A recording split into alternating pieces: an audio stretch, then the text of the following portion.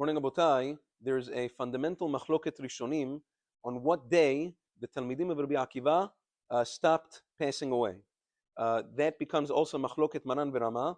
According to the Rama, they stopped dying on the 33rd day of the Omer, on Baomer. Maran holds, no, they continued to die on Lad, on the 34th day of the Omer as well, and that's why, in general, on regular years, the Rama says that the minhagei avelut of Sfirat HaOmer end on the 33rd day of the Omer, and Maran holds that it ends on the morning of the 34th day of the Omer, besides for one exception.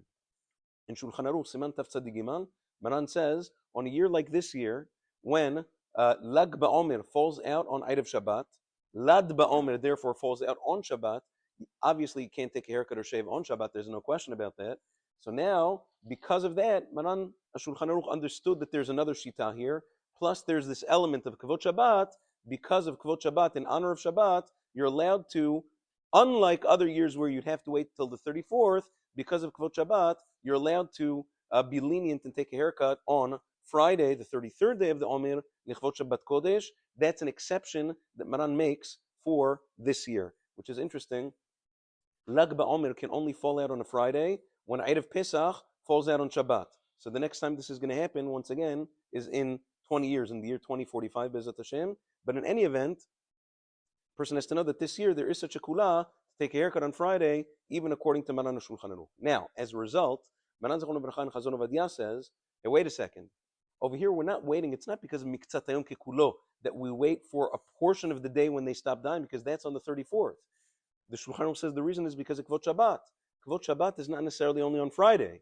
Kvot Shabbat also begins on Thursday night, because Thursday night is also part of Friday. And therefore, he says, if there is any reason that prevents a person from taking a haircut or a shave or a trim, whatever it is, on Friday, you may do so, according to Halacha, beginning from tonight, Thursday night. Now, a lot of people ask me, what kind of need are we talking about?